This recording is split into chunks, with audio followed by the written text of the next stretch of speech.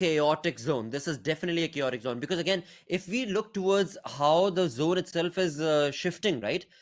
There are chances of course, these teams that are going to be towards, of course, on top of the mountains, and that is where the high ground approach will favor them. And for now, it is looking likely to be in control of Regicide. With that, we do, of course, have on our screens shots taking place from the side of TUF as Edgar brings in a perfect spray, but sadly will not be able to get that shot confirmed and will not be able to get a point confirmed for himself and his team. Well, certainly, but yes, Quarish esports are out there in the open, running around, and TUF wants to capitalize. But at least they know there are the players of North esports as well. And the way Virus is taking a jump, he's going to spot down two players of North esports. Manages to take down one over there. Can he take down the other one also? But no, Zameen is going to retaliate and will take down Virus and will get a confirmation as well. Now, thought this is the moment when he should capitalize on and try and take down the other player of North esports also. Well. The way this fight is going on, of course, TUF should be the one who should be easily able to capitalize in these points for themselves. They are the ones who are taking on shots. They are the ones who are in control of other teams who are trying to get into the zone. At the same point of time, when it comes down to the zone itself, now, of course, Team TUF, they're outside the zone. They are still having to rotate and get inside the zone. But talking about the zone itself, Shadow, we've got H2E looking very comfortable in terms of their approach that they had. Now, initially, I was a little worried about the two-man split, but now it seems like they are the ones who are in contestation of converting this game into a chicken dinner. But at the same time, on our screens, we do have, of course, the four-man army of Pablo taking on shots against the players of R3G for now, as R3G themselves are a little scattered. Their fourth man is jumping in along to be able to create that flank angle. But all of this, for now, again, no one has the high ground. And that, in turn, of course, results in this fight being an open-ended conversation. But the best part, again, for both these teams is the fact that Bablu is moving in with momentum. They've already eliminated one team. We'll have to see if Regicide can do that same or not. Well, let's see if they are at least hoping to do so, but they also realize there are teams present on the backlines who can do a third party. So Regicide need to be a bit careful. And right now it's a battle of the grenades. Which team is going to lob the perfect projectile onto each other? So that is going to bring an opening out there. And Noki, he's trying in a very wrong direction, wasting the resources. This is where the micromanagement of the resources comes into the picture. And right now, Team Bablu and Team Regicide, they both are wasting away their resources. Team Bablu having 4 defeat points already in their hands, but somewhere else, Thor finds a perfect knock onto Hammer of North Esports. That means the last man standing of TUF. How long can he survive? Because right now he's up for a 1v4 situation, and with that, he has also been eliminated. And TUF bids bye bye to North Esports at 11th position. Now they have to move inside the circle, or maybe they are already in the periphery. So that means they need to be a bit careful of the last player of Quraysh Esports, Jaguar. Indeed. With 10 teams remaining right now, we've got big names definitely remaining. We've got big names who are in control of the zone itself, but the zone itself is going to be constructing in the next 5 seconds. With that, this fight continues on fourth as we were talking about it. Bablu against the players of R3G, of course. For now, we do have a Pan pushing on fourth and taking on shots against Noki. Now, look at Noki. He's down to a sliver of HP, but still, he was able to convert that into a point for his team. What a perfect conversion for Noki that definitely was. And still, the side of Pablo, they are at a loss. Now they need to be able to, of course, get the teammate revived and, of course, along with that, get the point converted against the players of R3G, where R3G are left with just a two-man approach for now. At the same point, we can see 3x and Magnus knocking horns as well against each other. But in all, the one who will contest and be able to control this fight are the ones who are probably going to be looking better, but they need to be very careful of H2E then, because right now it seems like the answer has been the question has been answered. Bablu is the one who gets eliminated. 8 teams remain, and now it's looking more of a reality and a possibility for the side of this team Regicide to be able to convert this game for themselves because they are in the zone.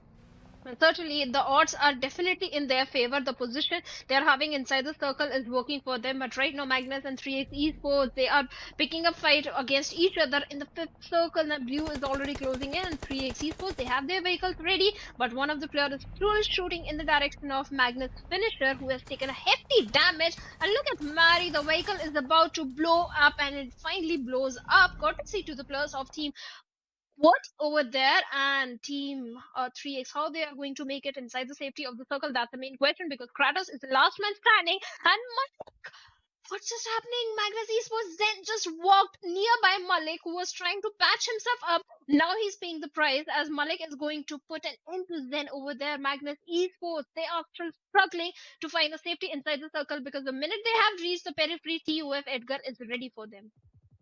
Wow, what a chaotic! Now again, see that is what happens in the battleground, of course, right?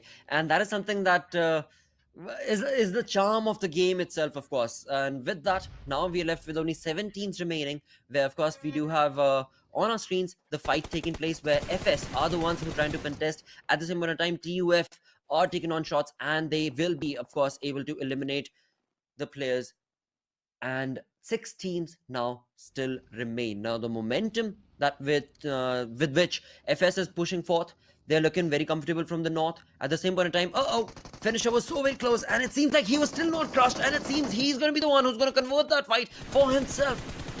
What a perfect day! What a perfect moment that was right there, where FS, they thought they had the kill, they thought they had the elimination point, but it has been pushed away from them. At the same point, H2E, a team that I was comfortable looking at walking away with a chicken dinner, eliminated as well, as we have with only 4 teams, and Team 20 Quody are the ones who have 3 players now remaining. Well, 3 players, it can be 4, because Voltrex has not been defeated. He's still bleeding out, so revival can happen in this situation. And yes, Quirty, they have the height advantage, they have the circle as well. But Voltrex, even if he has been revived, he needs to move inside the safety of the circle. But right now, Gravity is shooting in the direction of Zarbaf of Team Freestyle. Let's see if we can take him down. But no, it's going to be Joker Sir of TUF who's going to steal all the thunder and take Zarbaf over there down. Malik going for the rescue mission. This is a side mission if he goes for a rescue onto Zarbaf, and the blue is already closing in. So that means Zarbaf, well, hard decision needs to be made, and with that, Zarbaf finally bids bye-bye to his teammate, and Malik is the only lonesome survivor from the side of Team FS. Now TUF on the other side, the king of the hills right now are the players of Team 40 over there, and Reggie side. Look at the position of Baz over there. He can be that ugly thorn for Thor, who is proning over there in a corner with his buggy, and his position has not been given away at all. Well, again, for T20 Query, the game is definitely theirs for the taken. At the same point in time, the other teams, the momentum that they're pushing on forth with, is looking very much in control. For example, we have TUF with a 3-man army. They can very well, alright, my bad. It seems like Regicide are the ones who are going to be stopping TUF's reign in this game, as they, of course, do have a perfect king of the hill situation right here, where we can see Regicide dominating against the positioning of TUF, and that 3-man approach from the side of TUF seems to be going down one by one. And yep, there we have it. Of course, another man goes down. They are going to be left with only a single player surviving, and that's going to be none other than Joker. So once again, the possibility of this game is going to be in favor of T20 QWERTY, where FS is only left with a 1-man squad. Regicide, of course, we do see on our screens, they are getting a revival right there. Noki is getting a revival, but on top of the hill, T20 QWERTY, they are the ones reigning in supreme. Well, certainly, Team QWERTY, they have the numbers advantage, they have the position advantage. Khan is already inside the circle with a different position and can relay so much information to his teammates out there. But yes, Reggie's side, they are dominating the lobby. 11 defeat points already to their number, to their name. And right now, they have spotted down the plus of QWERTY and picking a fight with them. And the blue is already closing in. That means they have to change the position. They have to move inside the circle. And the trades are already coming in. Both the teams, they have lost one of the player, and Gravity, he can go for the rescue mission onto his own teammate. But on the other side, the last player, Noko, He's prioritizing the circle. Can he made it inside the circle? And the answer is no, because gravity will eliminate him. And with that, Regicide bids bye-bye at third position.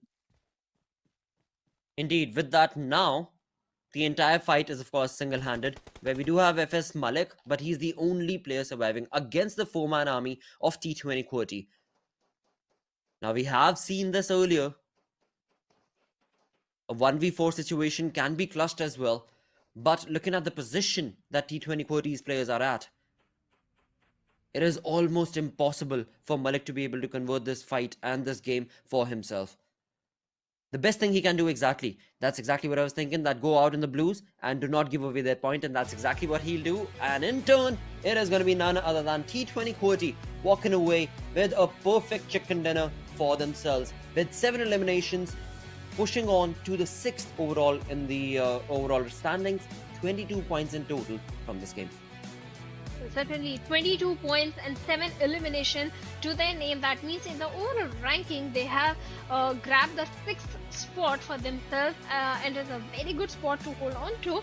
That means QWERTY, they are finally getting back in the game, and the way they are performing, let's see how they're going to perform in the remaining games as well. But Team Freestyle also, this time they had a good performance. Team TUF also, they were sticking together. They had few good defeat points in their favor and placement points as well. Exactly. It was a very, very good game being played from these teams, but at the end, of course, the only team that everybody is going to talk about is the one that walked away with a chicken dinner, and that too with all the 4 players standing. So that, of course, is commendable approach from the side of T20 QWERTY. But alongside all of that, of course, right now, we still do have more games remaining. We will stick around as we go on that short little break that you know of, after which, of course, we'll be right back.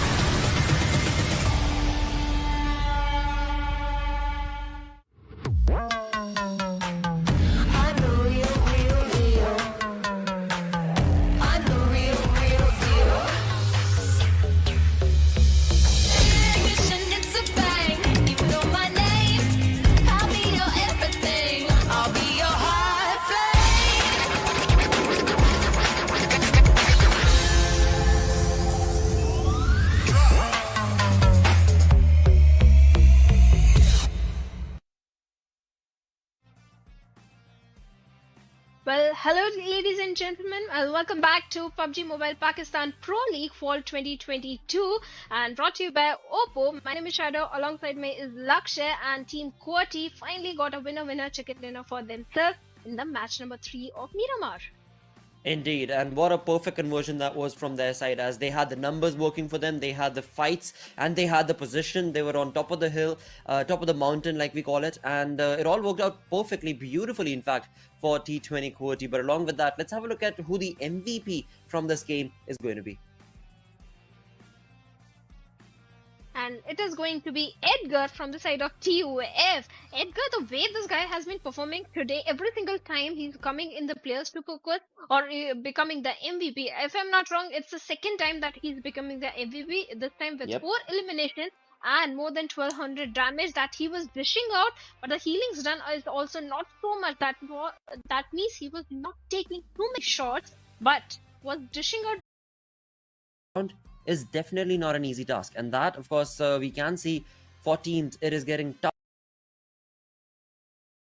But alongside all of that, of course, this was the 3rd game of the day. We are still left with 2 more games that are remaining. We've got one at Angle, and then following along, of course, is going to be none other than Miramar once again, as it is a Miramar day. But talking right now about Oppo F21 Pro moments, now this is where chaos started to ensue. I honestly thought that Team Bablu right there could have been the one who could have dominated, and they tried their level best, but in the end it was R3G that pushed on against them. Pablo was doing everything to the perfection, but the only thing was they were trying to be over aggressive. They're picking so many fights, winning some and losing some. In the end, when you are picking so many fights, you tend to not get that winner chicken dinner for yourself. It was a team that started picking a fight in Team QWERTY when they had the best position inside the final circle. But Regicide, the moment they eliminated the players of Team Bablu, they didn't stop for anyone. They knew they have the best spot to go for the win, and they started dominating the lobby with the good and ample amount of True. finishes in their hands. Indeed, exactly. Absolutely. And of course, alongside that, we do have the damage graph on our screens where once again we see teams that are doing really, really well, that have been able to, of course, convert this map into their own favor. But at the same point of time, you talk about negative consistency that we can see from the side of 50 Sports, that we can see from the side of Team Star, Quantum Rage. Things are definitely falling down for them. Certainly, Faulty Devils, well, after week one post game, they started fizzling out and their misery has been continuing. Uh, I don't remember any other good performance from the side of Faulty Devils, but yes, 52 esports this week they started showcasing a few good performance, but that is not enough. You need to be very consistent. You have to be in the top five. We want to qualify for the SA Championship, but in the overall ranking, the team that is definitely going in the SA Championship is going to be Magnus Esports with 95 points right now. Absolutely. But along with that, look at T20 Query sitting on that 7th position with 6 position jumps from this game. What a perfect conversion it was definitely for T20 Query. At the same point, again, we can also in the same sentence bring up and mention Team TUF and Regicide for their consistent play that is being showcased that pushes them in the top 5. Well, certainly you need to be in the top five, but Team Pablo this time expected much better. Yes, they have delivered, getting a win in the Senok, then a good performance in the map of Miramar as well, because in day number one, Team Bablu along with I8, they were sitting on the bottom of the leaderboard. They were in the bottom of the overall ranking, but they have now taken a jump. But I8 Esports, well, their struggle is not ending. This time also, they are sitting on the 19th spot with 24 points. The previous game they were sitting out, but now it's a Erangel. Maybe they can do a comeback because Erangel has been their strong point. But Faulty Devils, TMW, Meteor Shot Sky still on the bottom along with Star. Absolutely. Like you perfectly mentioned, this upcoming game I8 will be playing, so perhaps we can anticipate a comeback story, and especially like you mentioned that it is going to be a map, the Wrangle map that will be played right now, so that implies that the possibility for I8's comeback story is definitely going to be real. But along with that, of course, Group B this time around, for the 4th game of the day, they are going to have to be setting out. Certainly, that means Quraysh, TUF, H2E, and TMW, they will be sitting out in this Erangel. And TUF, they had a good run, I'll say. This day, they are having a good run, so they are sitting out, nothing to worry about. But the team, the group that is going to be joining is the I8, Meteor Shot Sky, R3D, and Triple Esports. Along with that, it's the time for the prediction, Lakshay. Absolutely. Once again. All right, so since the start of the day, we've taken on different theories as to how should we predict. This time around, I think I'm going to push on forth, and I want to be able to choose FS this time for their chicken dinner on the map of Wrangle. Well, you're going with FS. I want to go with I8 maybe. Or Magnus. Right. I8 actually. Absolutely, because again, everybody wants the comeback story from the side of I8, as they were the ones who were sitting on top of the leaderboard from week 1 itself, right? And they still are in the overall leaderboard. They definitely are. But when it comes to week 3, the leaderboard is not favoring I8, as they are sitting on the second last position, I believe, on the 19th or the 18th position. So yes, we want to be able to see them get more points. They're sitting on 24 points. We want to be able to see them push on forth from that into at least, if nothing else, the top 10 itself. Speaking of the overall ranking of the entire total 3 week points we have, I8 they are in a very comfortable spot. Oh yes. So they don't have to worry. They don't need that winner chicken dinner or a very good gameplay to make a comeback, because anyhow they are qualifying for the SA Championship. So True. I think they won't let, but yeah, they are struggling right now. So their struggle will continue, I think. Okay. But I still want I8 to go for the exactly right. I mean, you just said it, and then also you want to be able to predict and say that this is the team that should be walking away with the chicken dinner in the upcoming game. Because I want them. I think their fans also want them to do so. Definitely. No, definitely, definitely. Because of course, I want to be able to see that sort of a play as well from their side. Now, again, this is going to be the map of Firangle, so that means again it is going to fall back to the OG map of course, PUBG Mobile, which again every single player that plays PUBG Mobile has started from this map itself. So I really would love to see a military zone itself for the side of I8, so that your prediction comes true. At the same point of time, they give us the masala that we need right here on the desk. No, I want a complete northern circle or a quarry circle. Okay. Yes, I have predicted I8. I want them to win, but not with the cost of an easy circle or an easy zone. No, not at all.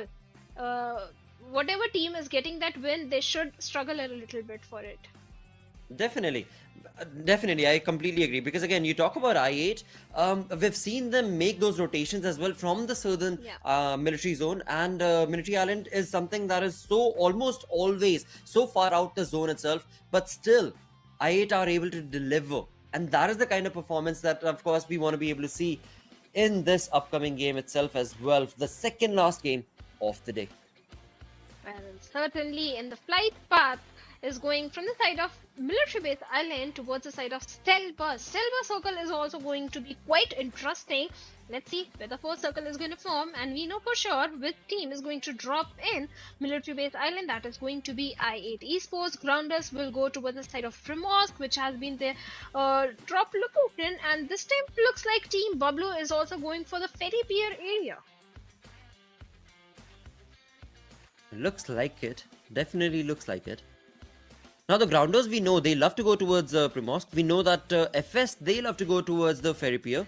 But you absolutely perfectly mentioned and pointed out that what exactly is Bablu's intention in this, we'll have to see. But at the same time, talking about the default drop locations, we know I8, they love that military island, Soskanova military base. At the same point of time, we also know that Minishot, they always go towards Novorupnoi.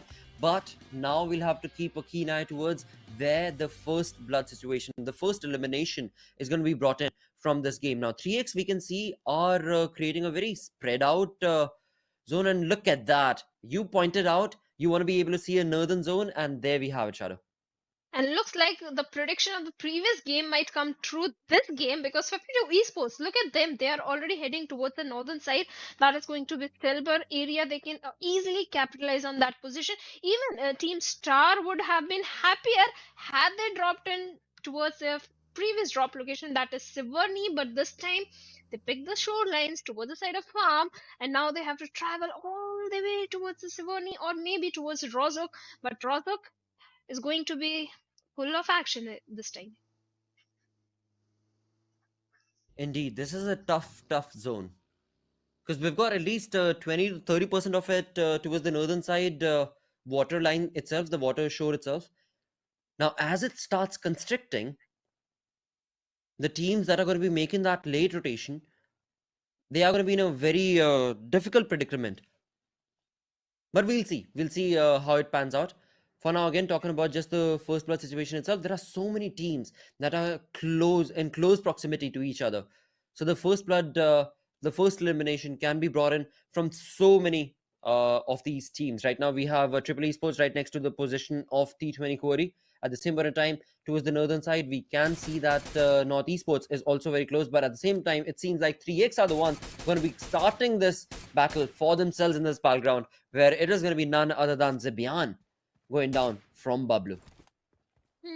Team Bablu, they didn't loot around the side of Ferry Pier. They have a dynamic drop location. Yes, maximum times we did see Team Bablu going for the North Broderpool along with H2E also, but this time they went towards Ferry Pier, and the moment the circle shifted, they decided to go back to the Broderpool city area, and that decision is not going in their favor. But 3x Esports, well, they are happy. They're a happy bunch of four people because they have got one defeat point already in their favor. They have a good position, having a control of the entire ruins area from where maximum teams will try and rotate in. Now all they need is the resources, the grenades, the smokes, because in these kind of situation, everything is going to work in your favor. A smoke or molotov, everything. You need those resources if you want to go for the fights and grab those defeat points. Indeed, so very true. Of course, that is.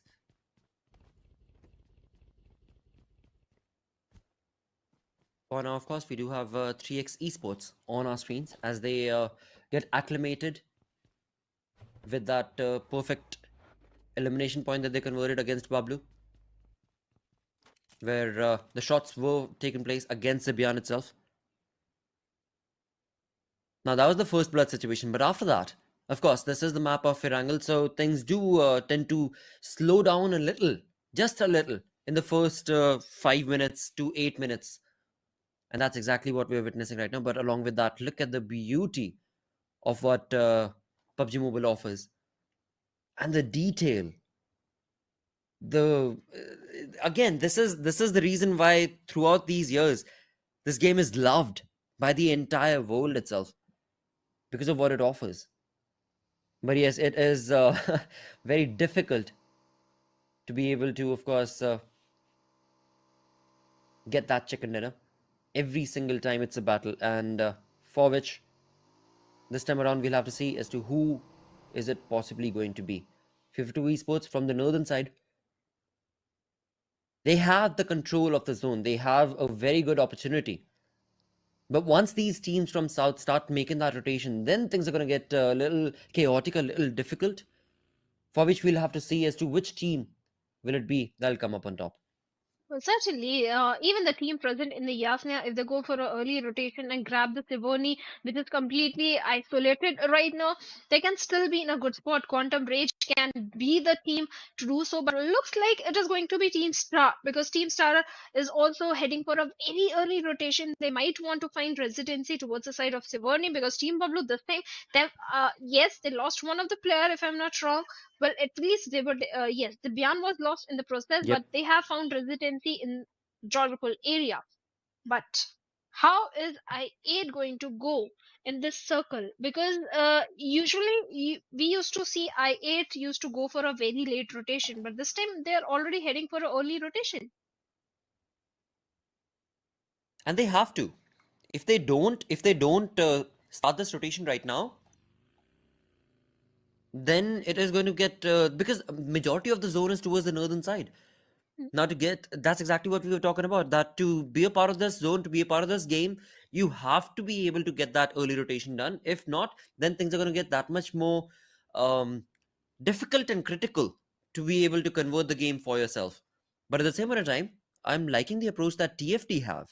Now TFT, they love to go towards Milta power, but this time around they got themselves a little fanned out, a little spread out, and it seems like Rafael along with his teammate from TFT are wanting to be able to convert that Novorupnoy bridge into a strategic point and of course take down Mirashot Sky. Well, they at least they're trying to do so, but maybe Meteor Shot Sky, if they get an hint that TFD is going for the bridge block, I maybe like they'll go for the really victory with Island where I8 is already heading for the I early really like rotation, but somewhere else R3 is opening things up as they find a knock and a confirmation as well onto Sultana. During rotation, Team Star has always lost their players, and this time in the Erangel also they are starting to lose on their players. Three players still alive. Can they make it safely towards the Sivorni area? Let's see. I think they can do so, but 3D, they are going to be happy. One defeat point already in their favor, and they already have a good compound or a good position towards the northern island. But this time, no one's trying to commit to the city of Rozok. In these kind of circles, previously we used to see majority of the teams were used to be around the Rozok city area, but this time it's only North Esports who are also going for a very early rotation.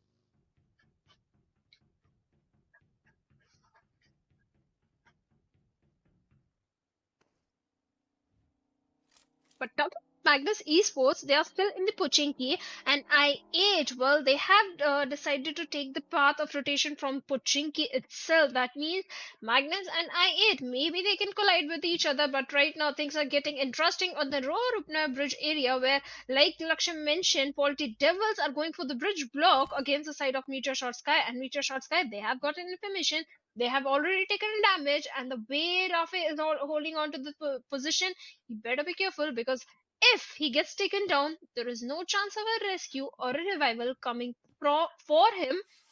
But the main question is how the players of Meteor Shot Sky are going to make it to the other side of the bridge, because Faulty Devils, they are looking quite stubborn in the bridge block. I8 and Magnus, well, they have parted ways.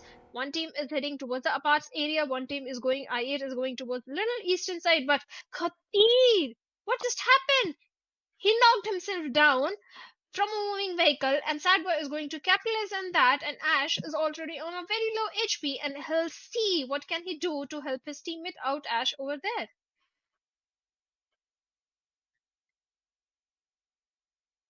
And let's see, Faulty Devil and Meteor Shot Sky. Meteor Shot Sky, well, they have lost few players, but still they have to cross the bridge. And the way the Faulty Devils are trying to converge from two different directions, they are getting a clear view onto Kelsey over there, and Halsey gets taken down. That means Ash is the last man standing. But before Halsey got taken down, he did take down Sad Boy over there, and Ash. Two Ash we have from the side of Meteor Sky, how they're going to help each other. I don't think they can help each other out because they are on the extreme corners of the bridge. And Rafe, I think he has an idea. Courtesy to that smoke, he can get an clear view onto Ash also, and he will try and take him down. But right now, I think he's looking for a better position, and he has already found it on the top of the bridge. And this time, he's being a little cheeky. Instead of using the gun, he's deploying the grenade towards the side of Ash, but he's going to miss the perfect projectile. That means Ash is going to survive for now. And the question is, for how long can he survive? Because Rafe, look at his position, Lakshay. He can easily spot Ash down. Exactly. What a perfect position. Now, again, we were just mentioning this, right? From the side of TFT, this was a very strategic move to be able to convert points for themselves. And again, it has worked out beautifully because it is Meteor Shot who did not anticipate this, who from the week one itself always gotten themselves from this rotation. And this time around, they did not expect to do this. And that in turn has resulted in, of course, Meteor Shot Sky left with only one man army. That's going to be Ash MVP at this moment. At the same time, TFT, they've been able to convert those points for themselves. Yes, they have taken a knock, but a point has not been given away. And Mirshot, they're only left with a single man. That's going to be Ash MVP, like we just said. And it seems like now he's on the run and he does not want to push on forth from the Reply Bridge. And it is going to be TFD who will have the last laugh in that fight, at least. Well, Meteor Shot Sky, this is something they didn't anticipate at all, because from week one, no one was trying to gatekeep them or try to go for the bridge block, but unexpected things happen. That is exactly happening with the players of Team Star, as they lost God Fury as well through the hands of 3X, and Hunk and Osama are also getting shots, but this time it is Team Grounders, Mr. Black, who takes the third player, Osama, down from the side of Team Star, and Hunk is the last man standing.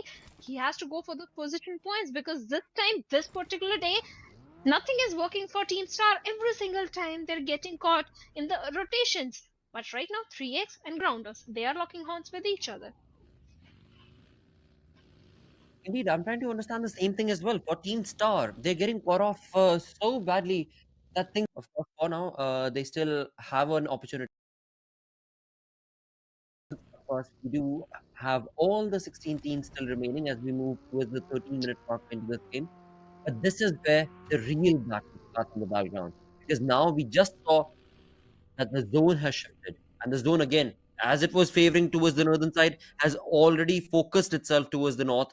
And the teams that made the early rotation are the ones that will probably be able to, capitalize that perfectly. At the same point, when it comes down to the way the zone moved, we've got Quantum Rage who love to go towards Yasnaya, and Quantum Rage find themselves pretty much in the center of that area. For now, we'll have to see if they'll be able to convert that into a fight, into a game for themselves or not. Because from the north, we also do have the players of Magnus Esports itself. I want to be able to confirm this. And yes, Magnus Esports itself is another team that is bringing in a perfect controlled approach from their side from the west. Actually, from the West, Magnus, they have their backs pretty much clear.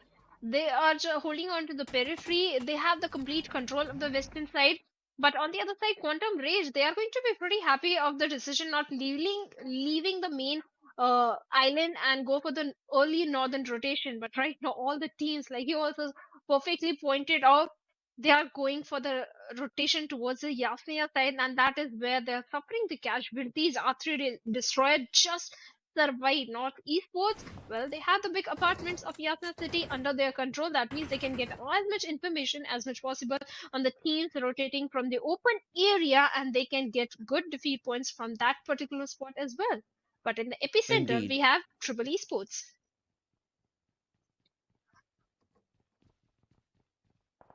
Well, the best part right now, of course, Shadow, is the fact that we're moving towards the 15-minute marker and all 16 teams are still surviving. Yes, we are looking at all the knocks that are still taking place, all the eliminations that are taking place, but all 16 teams are still surviving.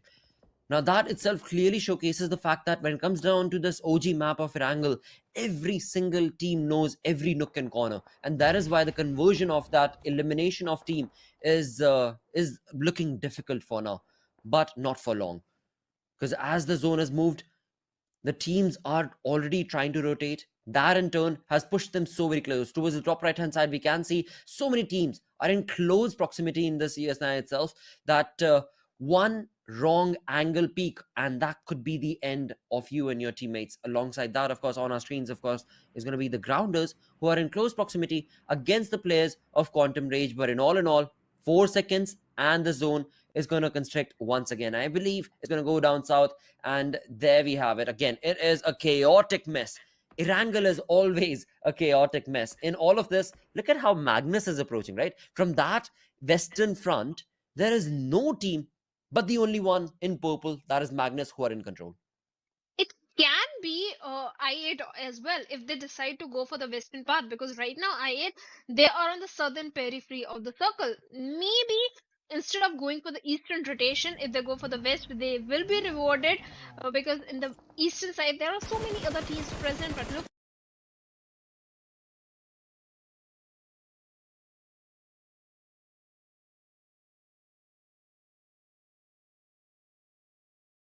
Push on forth, as they do have, of course, one elimination point converted, and now it is going to be, of course, Ghost. it's the decision making inside the circle, and right now he's right.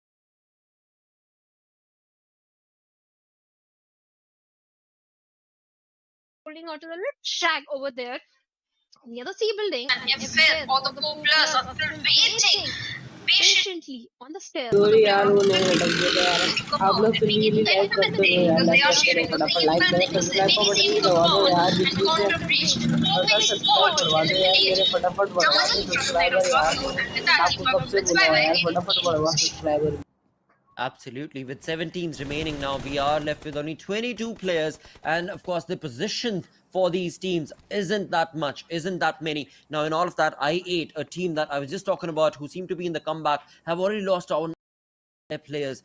And alongside that, it is the Blues that is going to be able to catch hold of Blade, and net of M2 Esports is working out perfectly. As we can clearly see, they dominate and take on players from the esports, but at the same point of time, this moved away from 52 esports as well. They are going to have to jump out in the open, but once they do, the other teams are not going to allow them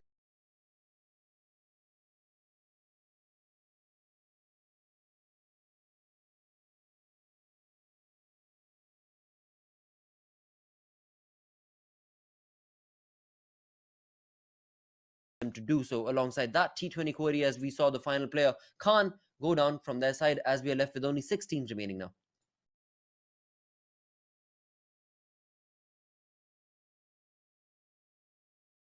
Well, 16, 17 players still inside the lobby. Let's see which one is going to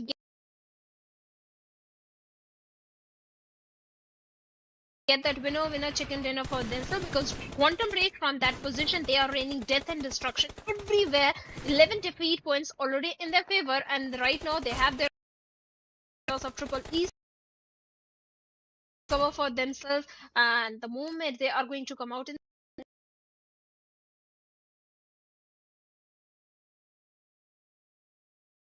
It's not only Quantum Rage, it's also 52 Esports that is looking in their direction. So coming alive for the plus of Triple Esports is something I don't think is possible right now. But Quantum Rage, 52, FPS, they also have to move inside the circle as well.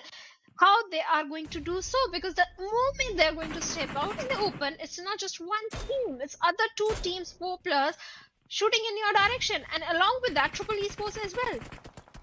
Exactly. It is a very difficult battle, but the best part right here is the fact that 50 Esports, and what a jump right there coming in from Vasi. What a Spider-Man approach coming in from his side as he jumps from one building to the other to be able to get those finish points converted for himself and, of course, his teammates as well. As we do see 50 Esports now, they now need to be, of course, a little bit wary, because now they need to get into the zone. But to get into the zone, they need to have all the smoke wall created, which they are trying. But right next to them, of course, we do have Quantum Rage's players, and of course, alongside that, FS's final player Malik is also standing, and Vasi, they're bringing in their level best to bring out those points for themselves, as we're only left with 4 teams. And the way the numbers are dwindling down, it seems like Triple Esports is the one walking away with a chicken dinner from this game. Well, because Triple Esports, they were pinned down point. They were on the verge of elimination, and the moment the circle shifted away from the city of Yasna, things are working for the players of Triple Esports, because all the teams that were sharing the city of Yasna, they're fighting amongst each other as the FS gets eliminated by Quantum Ray. This is opening so many things for the players of Triple Esports, and they're capitalizing right on it, but they need to be a bit careful of Choker's position, as Hunter is hunting for materials of Quantum Rage right now with the Molotovs and the grenades, and everything is barging towards his side. But 52 has been eliminated. They had a good run. They definitely had a good run. But with that, of course, now it's a done and decided discussion right here, where of course Triple Esports are the ones who are reigning in supreme in terms of the number, in terms of the control of the zone. And then again, right against them is going to be none other than only one player from the side of Quantum Rage itself, and that is going to be Senior. Now Senior, of course, letting go of that Molotov has already given away his information, and just like that, we have a winner for the second last game of the day. It is going to be none other than Triple Esports, a team that needed these points. They have worked towards it, as you mentioned. Once upon a time, it honestly felt like it is impossible for Triple Esports to survive this, but they did. They given their numbers up, and right now, of course, with that chicken dinner, they're sitting at the lead. Certainly, it seems for Triple Esports, it's elimination, and like you also said, at one point there was no hope for them. Everyone thought Triple Esports is going to get eliminated, because it was not just Quantum Race, it was 52 Esports, FS Auto, that was shooting in their direction. All the 4 players of 52 Esports were looking in the direction of Triple Esports, but it was a circle. The circle was playing some different game with all those teams, because the curveballs that came one after another, the teams were so confused where to hold on to the position, which position to hold on.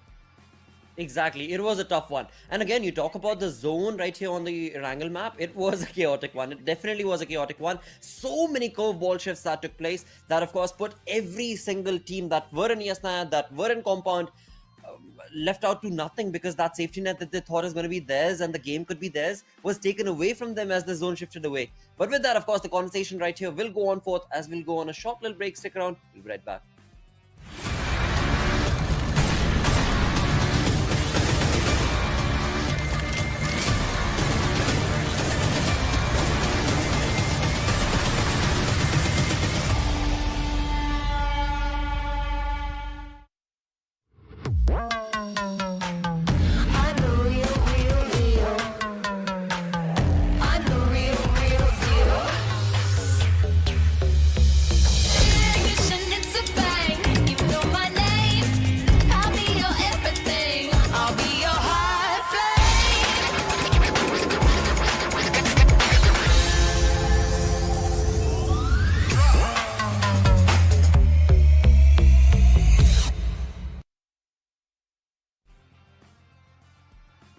Well, hello and welcome back to PubG Mobile Pakistan Pro League Fall 2022, brought to you by Oppo. And my name is Shadow. Along with me is Lakshay, and with that, Triple Esports Lakshay finally getting their first winner chicken dinner in this event.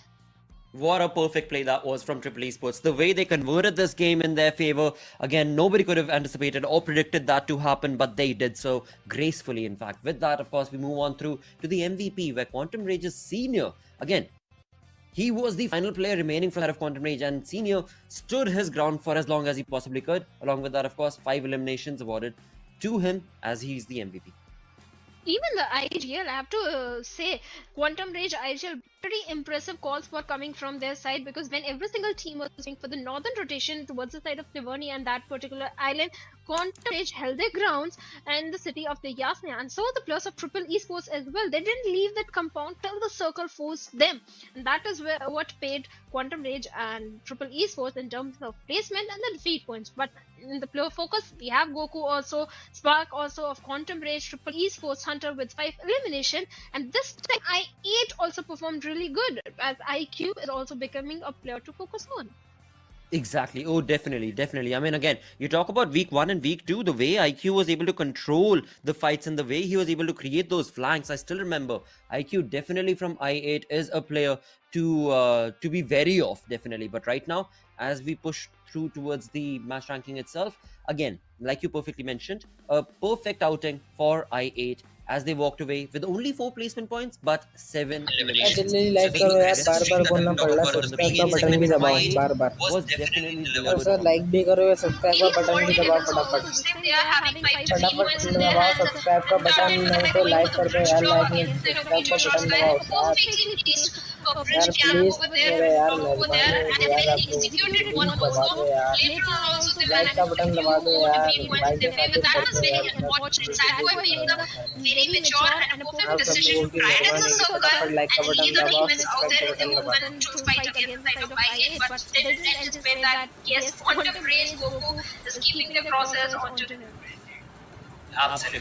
Absolutely. With that, let's move on ahead, of course, from the Oppo F21 Pro moments to the damage graph itself, where we know who got the chicken dinner. We know who were the ones who reigned in supreme in this game. Now, again, 52 Esports is another team to actually commend in terms of how the day has और not been please in their bar bar favor, बोल but रहे हैं, this like का final button दबाओ फटाफट। Erangel game that they right now played was definitely subscribe something का that they button, like का converted button into a दबा दो यार decent amount please, of points मतलब कर for दो themselves. जल्दी, Even though लाइक we're का getting बटन lazy दबा when दो it या comes down to सब्सक्राइब का the बटन, damage जल्दी जल्दी or लाइक का बटन दबा elimination, दो फटाफट weren't फटाफट, that जल्दी many जल्दी from the लाइक side का of button. Triple Esports. But again, the best part is the fact that they were alive and they had those players, all of their 4 players remaining till the final few moments of the game. Certainly, in the damage graph, yes, Quantum Rage, Triple Esports, FS, I8, all the big names are there. Even Magnus is also there, dishing out 1,000 more damage over there, but not able to capitalize on it and convert those knocks into the finishes. That way, only 2 finish points to them. But yes, Magnus, they had a good position till I think the fourth circle, having the complete Western control for themselves, but later on they started fizzling out. But in the overall ranking, they're still on the top with 98 points. Indeed. Along with that, of course, a commendable effort coming in right here for the teams that have pushed on forth and made a jump, as we do have, of course, Freestyle making a 3-position jump, sitting on the 3rd position right there. Alongside that, of course, a commendable, of course, approach was for 52 Esports, as we were just talking about it. But Quantum Rage Triple Esports, a valiant effort is what it was, as they're only 1 point shy, sitting on the 9th and 10th position. But it was an important one. It was a very important game from them. Well, certainly, and they delivered the performance that was required from their side. That's why in the ninth spot, like you perfectly pointed. But Triple Esports this time, this particular week, Triple Esports is also impressing me. The way they are picking the fights, getting those defeat points in the position, everything has improved from their side as well. But I8 Esports, well, with this particular game, they have taken a jump of 3 points, and now they are on the 16th spot with 35 points. Well, again, Shadow, I asked you where do you want the zone. You said towards the northern side. I asked you about team prediction, and you said that definitely we want to be able to see I8 bring itself a comeback story.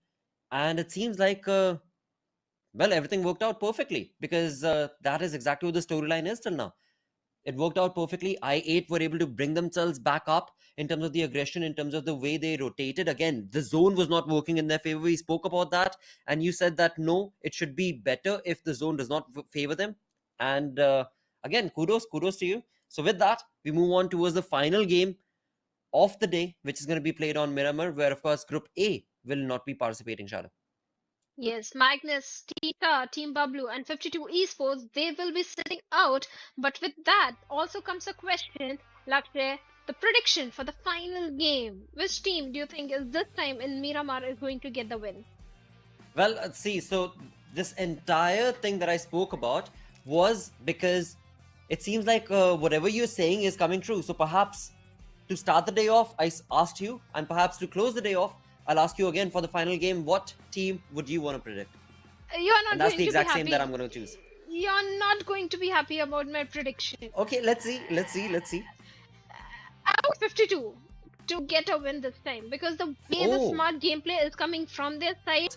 And perhaps I'm sure the fans are going to be elated as well. Yeah, coming from H2E in the map of Miramar, both Miramar. Let's go with H2E for sure. I think we're in this final game. Director, you can also key in entirely up.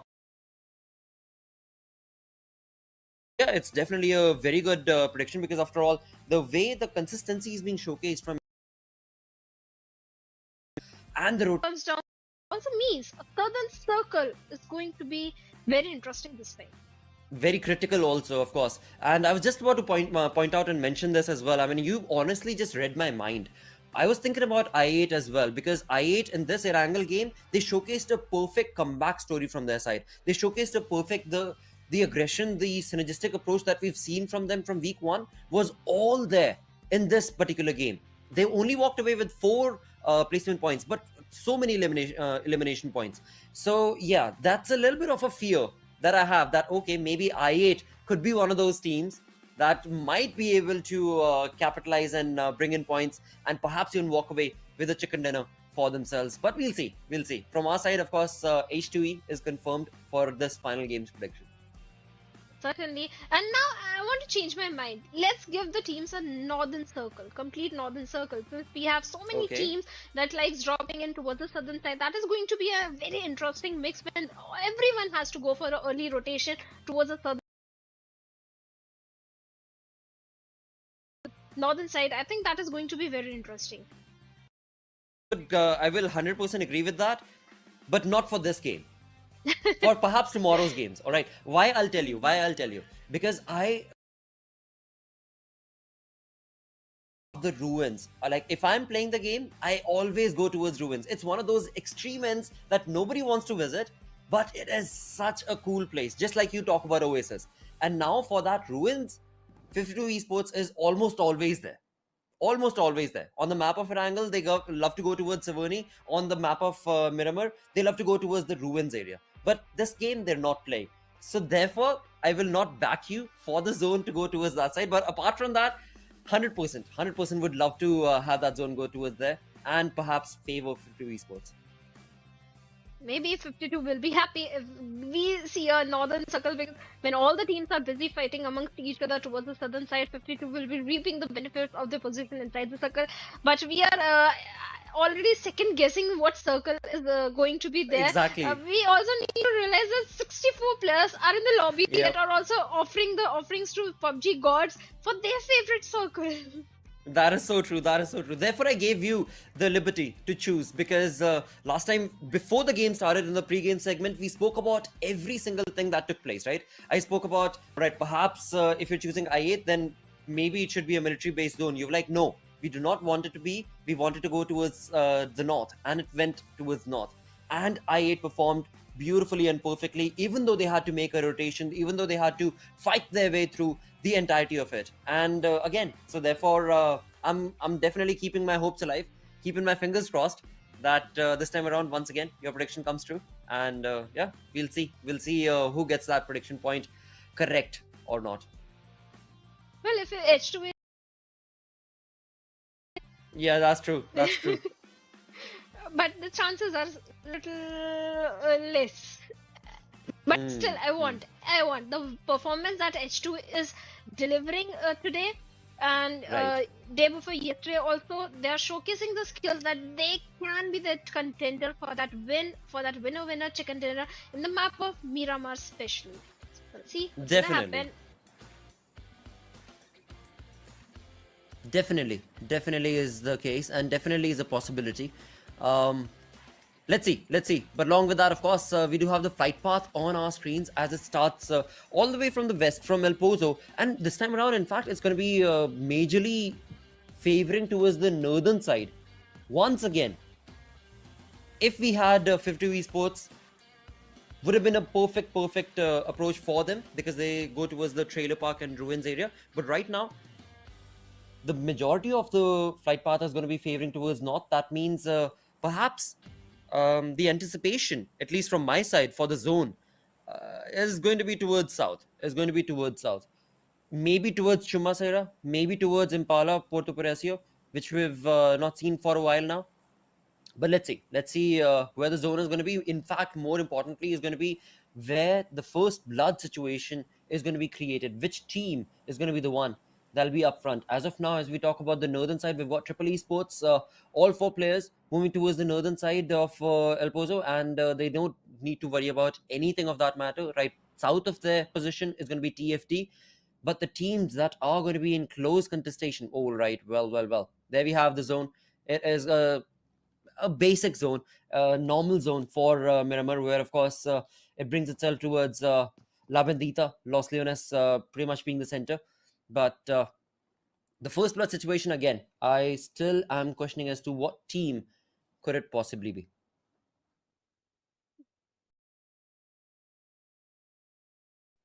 Or maybe Faulty Devils or Regicide. Anything can happen. But let's see what's gonna True. happen as H2E. Well, right now they're heading towards the side of Los Higos, and after seeing the circle, my gut feeling is saying this is going to be I8's game. The You circle, think? yeah, Okay.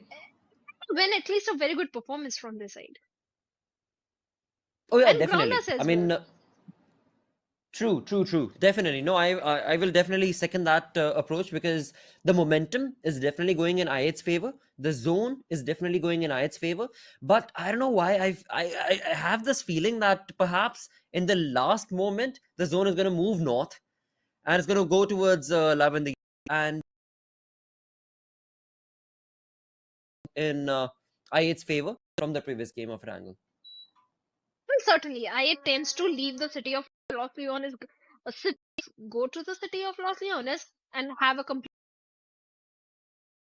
So let's see what's gonna happen. But on the northern side, 3 esports, I'm worried about them because Triple Esports is there, Grounders are there, and Tyrant is in a very close proximity to Grounders. Indeed.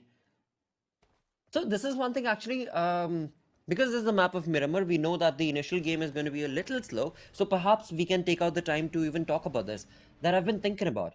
For 3x esports, every single time I notice them create a very broad drop zone for themselves. All of the players, whatever map that they're on. Why do you think is that? Like they don't try and stick close; they try and spread themselves across the entirety of a map, and then they slowly make the rotation to get uh, together and as a team then push forth based on where the zone is. But what do you think is the reason for that? What is that approach from 3x? In Wrangle, they like dropping towards the side of Ruins, and Ruins is one of the cities which doesn't offer too many vehicles. So two of the players from their side go and grab those vehicles which are necessary for the rotations, and then in the process they'll go for the primary loot towards the smaller compounds. So in a Wrangle, maybe that could be the reason, but in this Miramar, maybe to get an information because Grounders and so many other teams also likes dropping in the closer proximity. So maybe for the information, the path is clear, the player can become the anchor to lead the remaining players inside the circle. Perhaps, yeah. That's exactly what I was thinking as well. Because they do that on the map of Sanhok as well, as they go towards the western approach, and they again then stretch themselves thin. And that again is a perfect approach from their side as they try and get the information against their opponents. And then, like we can clearly see on our screens, they get close, they get together, and then they take on those fights synergistically as a team, as they should. And that in turn, of course, for week one, it worked out perfectly for 3x Esports.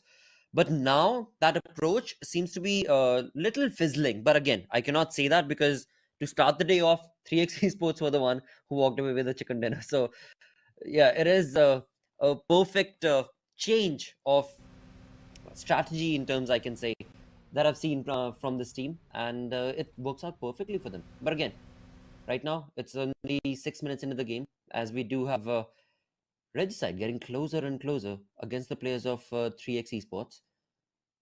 And the best part for 3x Esports right now, it seems to be the fact that Regicide are not even aware of the positioning and surrounding of 3x Esports. And this is where, again, the first blood situation can be capitalized from the side of 3x. Deja vu moment for me. 3x Esports having this very compound to themselves, and some of the team tried to show on their doorstep, and 3x completely annihilated them. It was miracle, I think, that showcased a very good performance in week number 1 in Yep, Miramar. yep, Yes, yep, the yep. remaining players were eliminated, but this time the improvement, if you can see, Lakshay, they are sticking together. In week 1, yes, they won that fight, but they lost the plot. But this time they are being careful. Exactly, right? Exactly. I mean, that's exactly what I was trying to bring up in terms of the storyline that 3x is being showcasing, and in terms of even the Pakistan lobby itself, in terms of how these teams, they read each other and themselves and then change within a matter of 10 days, 14 days, within a matter of 1 hour in the next game itself. And that is something that definitely can be spoken about for 3x Esports for sure, in terms of how they've uplifted themselves. And right now, that's exactly what is being showcased. It is definitely so on point, as you said, deja vu moments indeed. Because we were just talking about it, and Mhm. 3x was the one that was on the screen and was so close to getting that first blood, first elimination for themselves. And one more thing, like Fixes was also pointing out, in week number 3, this time teams are trying to squeeze inside the center of the circle. They're trying to hold the center from the very start of the game. And this time also we are witnessing the same thing. Apart from few teams who are going for the late rotation, every single team is trying to hold the center. In the epicenter, we have Regicide over there. Exactly, and that is again the approach that was being showcased in the first week from other teams, but now each and every single team is focusing on that. And that in turn, I think, has resulted in. So, for example, if we talk about I8, in the first week, in the first game itself, if you remember, I8 were the ones who were getting into the fight, who were getting into a little too much of a chaotic mess for themselves. And that is where we saw a loss of synergy from their side as they participated in fights. So then they changed their strategy to fall back and not go very early into the zone, but not very late as well. At the same point, from 52 esports, we've seen every single time they try and enter the zone very, very late.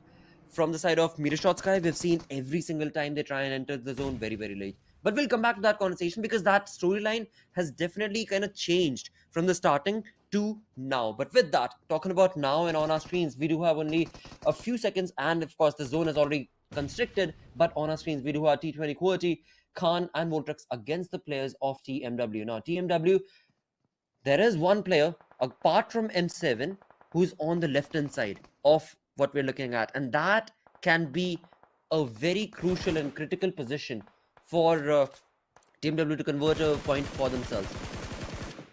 Certainly, they can convert those points, but right now the team that is going for the points are the players of TFT Faulty Devils. But this time they are the one not getting the points. In fact, giving the points to the opponents, especially to 3x Esports, as Tyrant takes Tyler down from a moving vehicle, gets a confirmation as well. And now Faulty Devils, they have started crumbling down. The aggressive stance is not working for them right now. But on the other side, QWERTY, the way they converge the players of TMW, they managed to get one knock, but Khan also got traded off in that process. But they need to be careful of the position of Hayan, as he is having a height advantage, and rescue or a revival to Khan at this situation is not going to be so easy, because Hayan, he can simply lob a grenade and knock another player also down. But Reaper managed to take down in the close frontal backer. Voltrox also down from the side of QWERTY.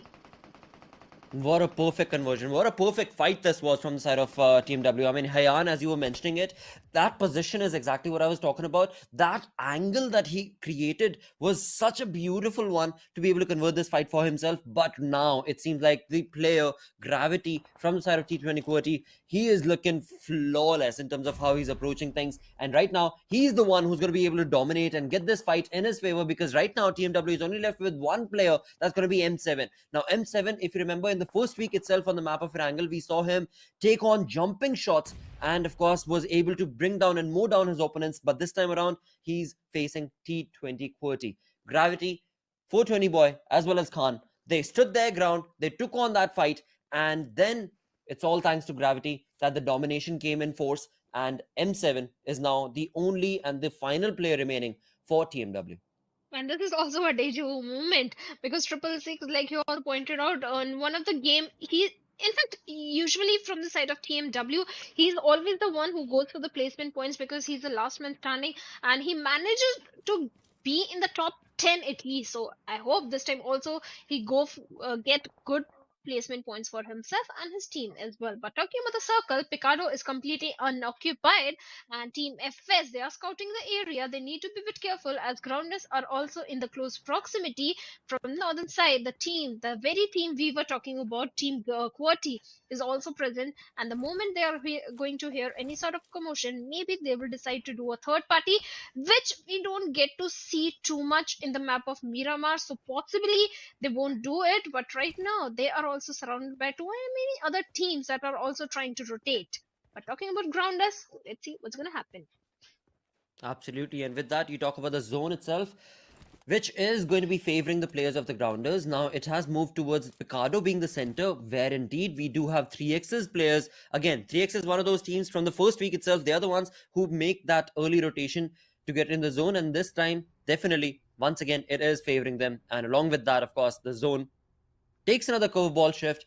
TUF, once again, they have a possibility, they have a chance to convert this game for themselves. Same is the case for, of course, Regicide. But all in all, it all boiled down to who will be the one who will get this game and the zone for themselves. Because this is, I think, only the third zone, fourth zone. And the team that we predicted, H2E, is coming in, entering from the south right now. Well, they are, and they're heading in a very wrong direction towards the side of TUF over there, where 3X Exactly. is also coming from the northern side. That means a perfect situation for a third party is being created right now. For the side of our prediction, but that's the reason I think you also did not want to push forth as to what to anticipate making. They have no idea.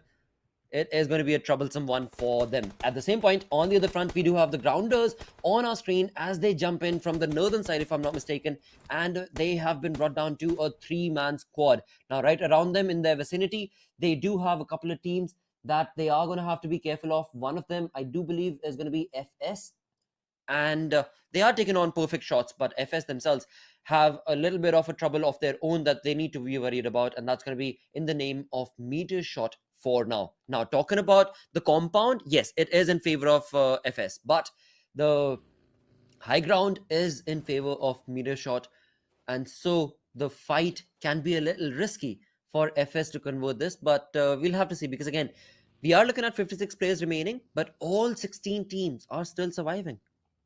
16 teams, 56 players are surviving. That means teams are taking things very seriously on the final week, and this is very well visible in terms of the numbers of the players alive.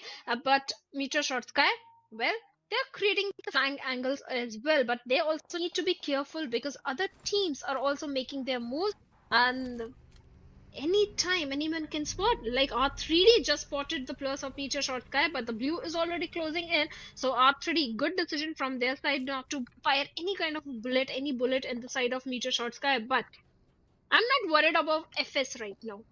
Meteor Shot, True. they are in the open. Exactly. That's exactly what I'm thinking about as well. For FS, they had the safety net of the compound, and that's exactly what they could have worked towards. And it seems like the over-aggression from the side of FS has faltered, or maybe it's perhaps the possibility of them wanting to get into the zone as the zone moved away. And in that, the third-party approach from the side of R3D, in that perfect timing, has resulted in them perhaps being the ones who will walk away with points, elimination points for themselves. But alongside all of that, we do have the first team to get eliminated. That's going to be none other than TFT. And going back to the fight that was on our screens, it is going to be R3D against the players of FS, where that third-party approach from R3D has now resulted in a frontal battle, and now Metershot is at the back end. Metershot is not even interested. They right now should utilize this time to get into the zone. But from the top right hand side, we can clearly see that they are getting closer and closer towards this fight. They, I'm sure, can hear all the gunshots that were taking place, and now they want to be able to capitalize against R3D. And what a perfect approach this was from the side of Metershot, as they have been able to dominate in this fight as one player and final player from R3D is remaining, and that's going to be none other than Destroyer. But they're all knocked down, and Metershot still does not have any points for themselves. And this is where Freestyle is chiming in, capitalizing on the situation. R3D has already been dealt with. Destroyer, a blessing in disguise for him. He can go for the rescue onto his fallen comrades as Freestyle is dealing with Meteor Shot Sky. But they are backing from this fight. They realize they need to move inside the circle and leave things around for Meteor Shot Sky to deal with. And hell see. Going for the confirmation, Destroyer still the man standing from the side of R3D, and he gets eliminated courtesy to Ash and Meteor Shot Sky. Well, good defeat points in their hands, but they also lost few of the players in the process. But talking about the circle, Laksha, this time, the circle has finally taken a little northern shift on the northern side of Los Leones, exactly how you predicted. But H2E, they are up for some trouble right now. Oh, they're in a world of trouble. Definitely, they're in a world of trouble. But we'll come back to that as they try and make this rotation. Because right now we do have Quraish Esports, and along with that, on the other side of the map itself, we do have Quantum Rage looking very closely and keenly towards the compound that is held right now from the side of Triple Esports. A team that walked away with a perfect chicken dinner in the previous inaugural game. This time around, they're going to have push on forth, where TUF is against I8's players right now, and TUF's virus on our screens is, but again, a trade is being showcased from both the sides in terms of at least a nade and not a knock for yet. But the best part for TUF is the fact that they are in a compound, and the safety shell is being extended towards the players of I8 as well. But this is a fight that's taken place towards the northwestern side of the zone. Now, once again, the best part in the safety net of their own compounds, but from the backlines, if R3G have a perfect sight and opening, they can very well retaliate and between both these teams. But certainly, Regicide, they have this epicenter under their control. On the other side, on the northern side, these are teams around us who have a hard compound for themselves. But TUF and I8 Esports, let's see what's going to happen. As I8, they don't have the numbers advantage. They are three-man army, and so are the players of TUF. The Molotov, the smokes, and the grenades, everything is being utilized, but none of them is able to find a connection onto each other. Let's see how things are going to pan out, as right now things are in a stalemate situation. No one wants to make any kind of a mistake. Joker Sir is still guarding the window angle, and Blade comes right in front of him, and Blade kind of knew because of the foot cues, sound cues, and he took down Joker Sir over there. What an extended fight this is turning out to be, of course. For I8, they've already lost one of their players. For TUF, they have an opportunity to be able to capitalize this fight in a 4v3 situation, but they themselves took an ill-fated approach as they got in front and thus lost one of their players, at least got knocked one of their players. But for I8, it is a do and die operation right here. If they're not able to capitalize in this, then it is a done mission, done game for them. At the same point in time, for TUF, they are retaliating. They are pushing on like a perfect punch and a perfect team. And that in turn, of course, we can clearly see has resulted in I8 getting eliminated. Now, I8 is again one of those teams that was supreme in week 1 in terms of the points lead that they had, in terms of the way they were taking on those fights, especially from day 3 of week 1. But then now things are definitely not looking likely to be in their control. At the same point, as we move on forth, it is going to be now North Esports taken on shots and fight against the players of Quraysh. The players of NES2 a one-man army, but now it is a 1v1 conversation between both these teams. Zameen from one side, and on the other front, player easily going to be able to dominate. What a perfect approach that was in that fight. And now getting hammered against the players of H2E. Now H2E have already lost two of their players based on the rotation that they made, but Assad along with Dread, they both are bringing in approach and fight. And best part, of course, is the fact that they are on top of the hill, where TUF is at the receiving end, and they're left with just a one-man army that's going to be Virus. A few more sprays, and that can be the end of TUF and get us that much more closer to our prediction, Shadow. Certainly, but Thor is still bleeding out, and Virus, he needs to be a bit careful because his position has been given away courtesy to that smoke. And look at Hasni, but Hasni has already been dealt by Assad of H2E, and that means Quraysh Esports has been eliminated at 10th spot. Now, Thor being revived by Virus over there, but H2E going for the close frontal battle against Virus, who has no time to heal, gets taken down again, and with that, the last player of TUF also bids bye-bye, and TUF has been eliminated at 8th spot. H2E, two-man, still standing, good defeat points. They have the circle, they have the good position inside the circle as well, where all the other teams are fighting on the western front of the periphery, and G-Side, they are dominating over there as 3X has been eliminated, Quantum Rage has been eliminated, and H2E did a perfect third party and managed to get few defeat points in their favor as well. Well, with that, only 13 players remaining right now, 5 teams in total. There is going to be a close contestation. It seems likely.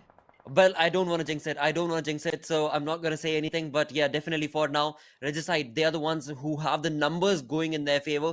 H2E with only a two-man army, trying their level best to be able to control things and control the situation of this zone for themselves. On top, of course, on front is going to be FS's player, where we can clearly see Asada has already been able to spot Mom 2 from the side of FS. And a spray was able to connect, but in all, the numbers is what is being favored from the side of Regicide. But certainly the numbers and the position, also the dips, the terrains, everything Regicide has in their favor. But right now they are focusing their attention onto the plus of gravity over there, and that is where H2E can do a third party. But they need to clear the backs first. They need to deal with the plus of Team FS, and Assad with that grenade is trying to do so. And the way FS plus are joined at the hip, a single grenade is enough to take down one of the player and dish out a lot of damage to other one also, if not take him down as well. But Bas finds a knock onto 420 boy. No, it was Nocto who found a knock onto over there, but FS, their attention is on the players of Grounders as they managed to take down Evil Boy over there, and Mr. Black is also on a very low HP. Oh, this is a close contestation, of course, where indeed Gravity, once again from the side of T20 Cody, Gravity is the final player who's pushing on all by his lonesome, tried his level best to be able to capitalize and get those points for himself. 9 defeat points, 9 elimination points is what T20 Cody got eliminated at. Along with that, now we do have, of course, Zarbaf and Momtu, the two players who are still surviving and standing from the side of Freestyle, trying their best to get the points, to get the chicken dinner for themselves. But Regicide, I want to be able to see what exactly is Regicide doing. They've got the numbers advantage. They're slowly but surely trying to gauge as to where the opponents are. H2E is in between. Assad goes down. Along with that, again, a very difficult sandwich situation is what H2E dealt with right there. But in all, once again, the Grounders is another team to bring up and talk about, because they're being very, very quiet. They're being very, very silent, and they know exactly where the fights are taking place.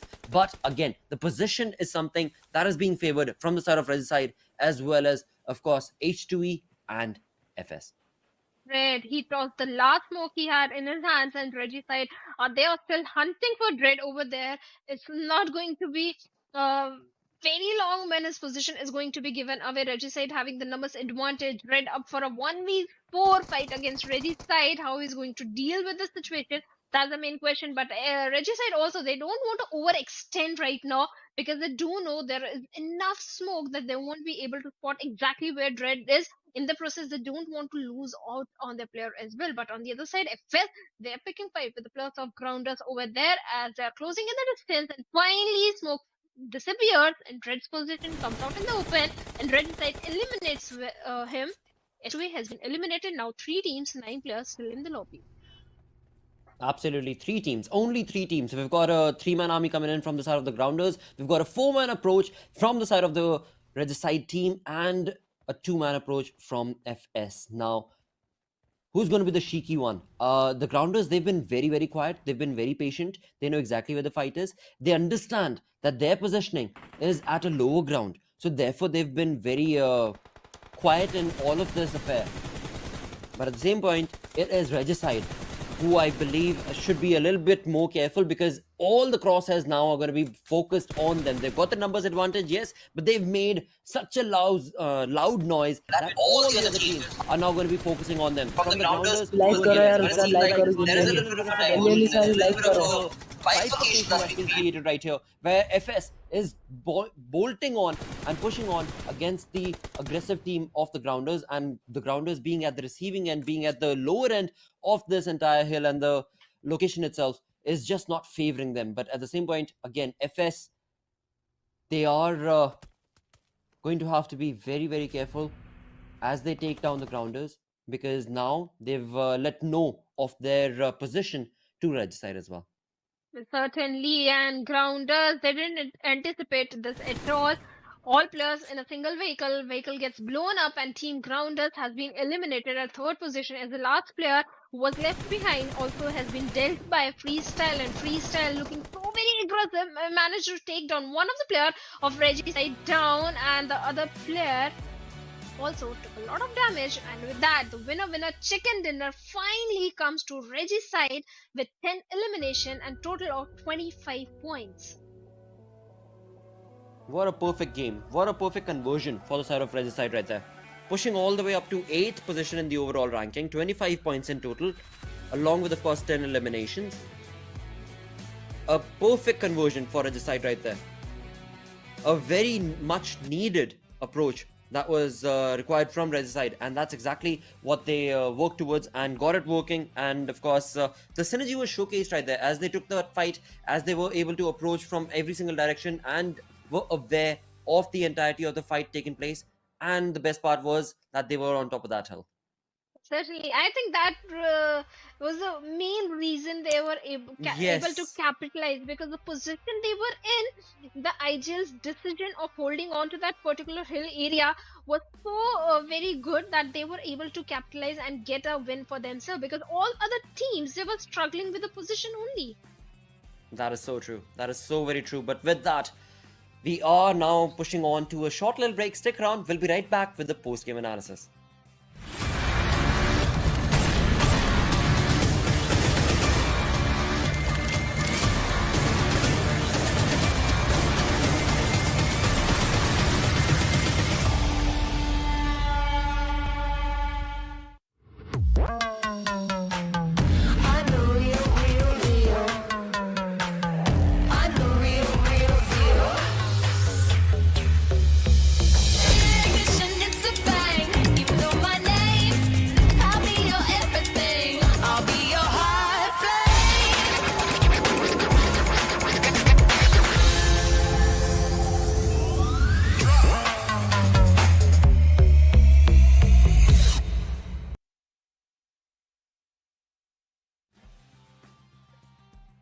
Well, welcome back, ladies and gentlemen, to PubG Mobile Pakistan Pro League Fall 2022, brought to you by Oppo. And my name is Shadow. Alongside me is Lakshay, and Lakshay, finally, Regicide also gets a win in the map of Mirpar. Oh, what a perfect game that was! Definitely, again, I mean, all my hopes were towards H2E, definitely till the final moment. But like in the way the game was converted from the side, to be able to walk away with 5 eliminations, 941 damage that he was able to dish out. Shots as well, because 247 healings were done, but along with him, the players we need to focus on are Nocto on the second spot with 4 elimination from the side of Regicide. Then we have Gravity of Team QWERTY with 3 elims, and Asad of H2E with 5, and Mr. Black of Grounders with 2 eliminations. And H2E, yes, and Gravity also, the way Gravity is playing today, very impressive. It is more than commendable, in fact, especially from the side of T20 Query. I remember from last season, T20 Query has definitely gone up and down in terms of the way they've approached this season. But yeah, Gravity, he's held it very strong, especially in week number 3. And that in turn, of course, has resulted him being one of the players to focus upon from this game. With that, moving on to the match ranking, we know who got the chicken dinner. But following them very closely, look at that, Shadow. We were so close. H2E sitting on the second position.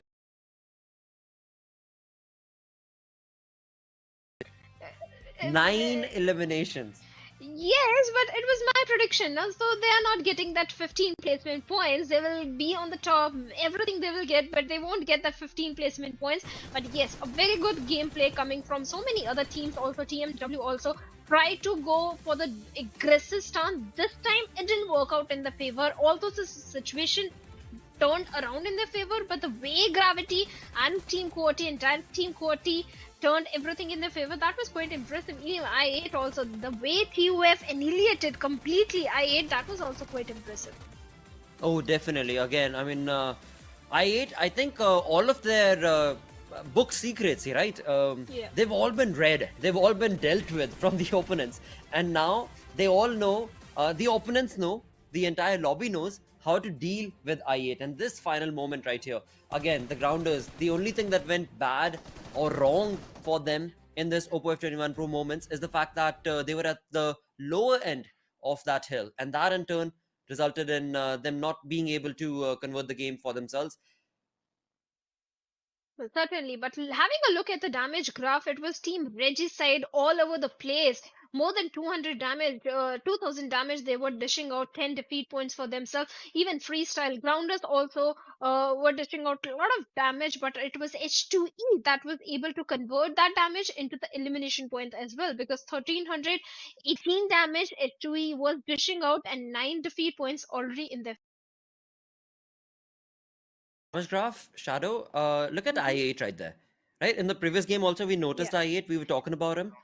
I think in the next 3 days, I8 is going to pick up pace like nothing. They are going to get the long lost what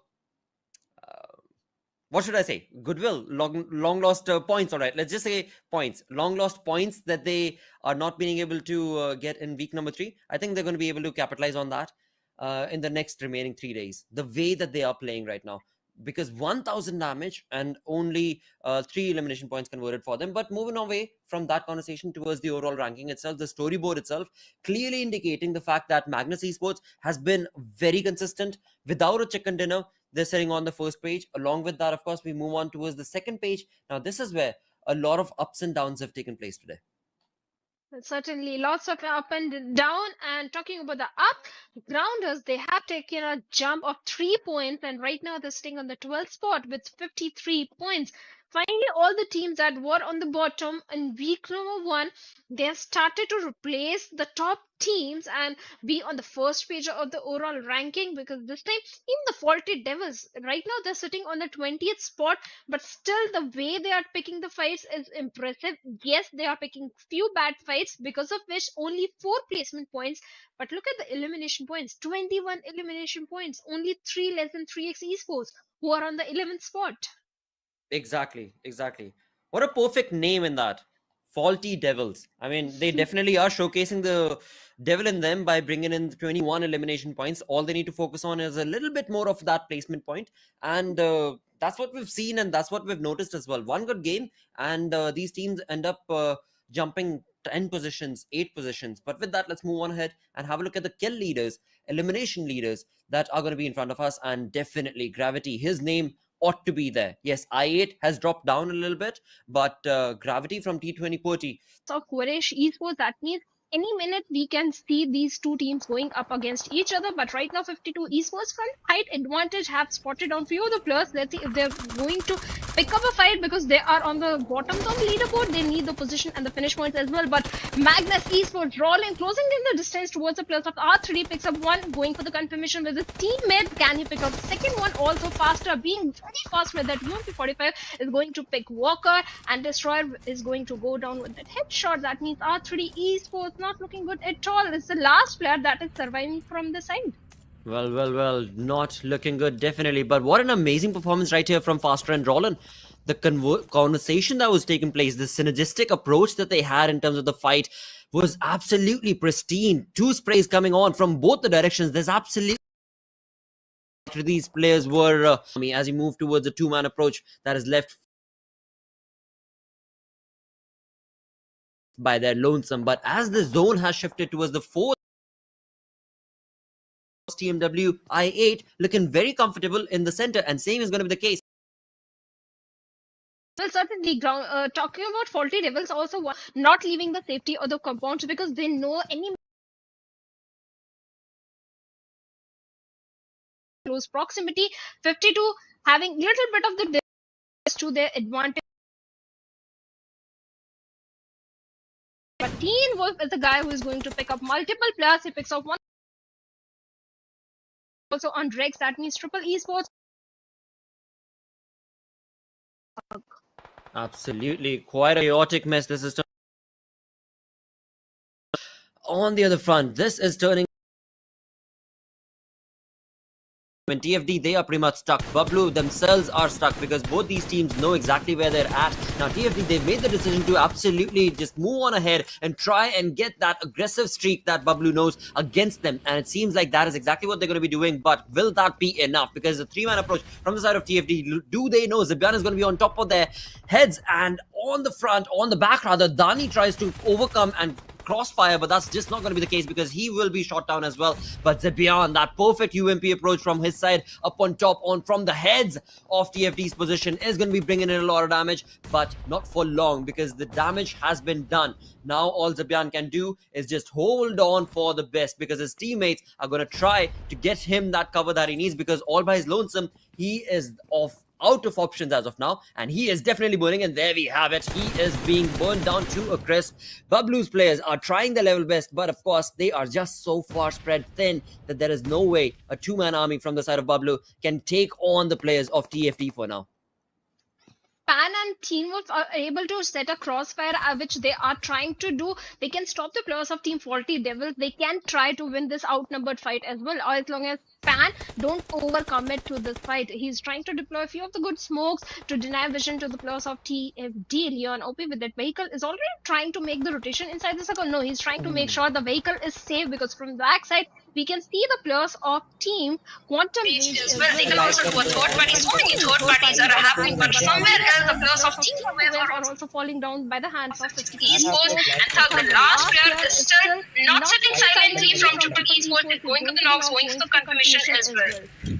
Absolutely. I mean, talk about Triple Esports and along with that scene, third party approach. What a perfect approach they had against the players of Bublu. Were only Teen Wolf, the final player remaining from the side of Bublu 4 now. We'll come back to that as we have 52 esports on our screens, and Daku with his UMP is trying to take on the fight against the players of TUF. And looking at the minimap on towards the top right hand side, they are trying to gatekeep TUF. They're definitely not going to try and open up any possibility for TUF to enter. But look at that. I mean, you've got I8 sitting pretty much in the center, waiting for the fight to reach them. They are not overextending. That is exactly the approach that I8 do love to happen, and that is exactly what is working out. And the gods of PUBG, of course, are helping them out based on how the zone is. But of course, the fight is yet not done. There are still so many teams remaining. Looking at the rotation that was being made from Team Star as well. They started all from the south and now looking very comfortable. We'll see that in a matter of minutes. It also means Team Bublu facing an early moment where they need to prioritize the circle to the players of Team Grounders as well, who are, I think. They definitely can, but again, pushed on with those grenades, and that is what the players fall down to the one final player remaining from the fight and get those points for themselves. They're going to have to now perfect rotation. From the side of Team Grounders, moving with that buggy and slamming in the doors of Quantum Rage. Right now, both the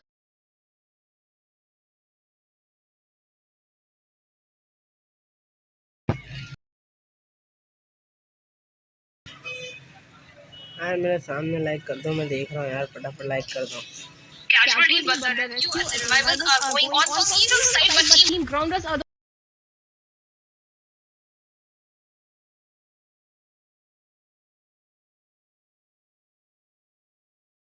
for long because Two of the players from the side of 52 Esports going down, but again, the fight is not yet done. It is still all down to the pressure is all down to the one final player remaining from the side of 52 Esports, and that's going to be approach from Shaptar right there is going to be able to just completely take away that advantageous position that Quantum Rage had. So now it's Senior all by his lonesome. Once again, this is a tough battle for Quantum Rage to convert for themselves. And TMW from the backlines, again, this is Miramar. Third parties are always teams still remaining in the zone. They are suffering with the casual and their own team.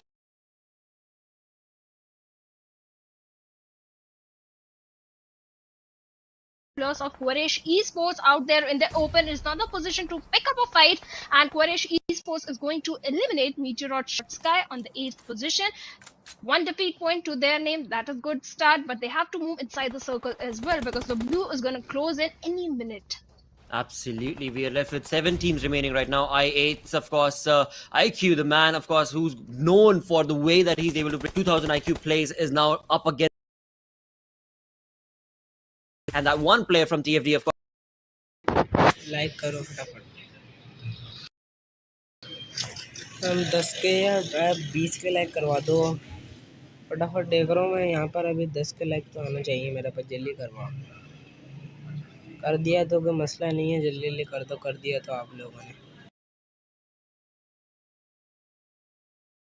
Remaining 6 defeat of Quantum Rage. Quite a rageous map. Miramar on day number 2 from this, but can they do enough damage to bring down I8? Because I8 have a lot of momentum going on for themselves. So is the case for Magnus as well. 6 defeat points for I8, and the compound working in their favor against the players of Magnus who are out in the open. They also have the momentum. That's going to be in number of 5 elimination points. But right now, it's going to be IQ up all by his lonesome once again. Going to deal with 2 of the players from Quantum Rage, and it seems like they are not going to be able to give him any damage at all because he's all by lonesome. 1v2 situation. And still hold the compound steady for himself and his teammates. Again, IQ, that's the reason why the man is known.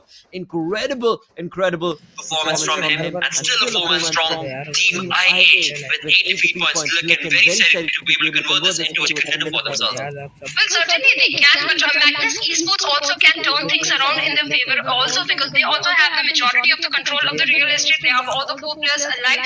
In fact, I8 and Magnus are our only team. Star is lacking with a member of their team, but all they can hope for is Magnus and I8 go up against each other. That is when they can do a third party and go for a chicken dinner as well. Anything can happen because Star, they are sticking on the little ridges of the zone, I'll say.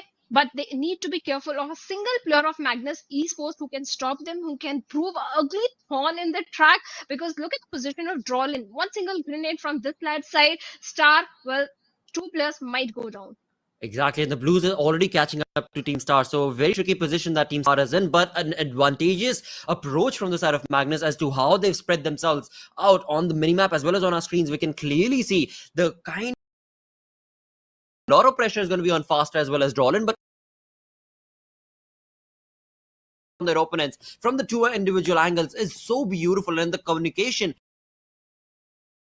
down to how exactly is I8 going to differ them out, because one shot to do so. We know they've got the skill, we know they've got Star is now being hunted by both of these teams. On multiple fronts with both of these players of I8 Esports, but follow grenades onto their side, and Miracle,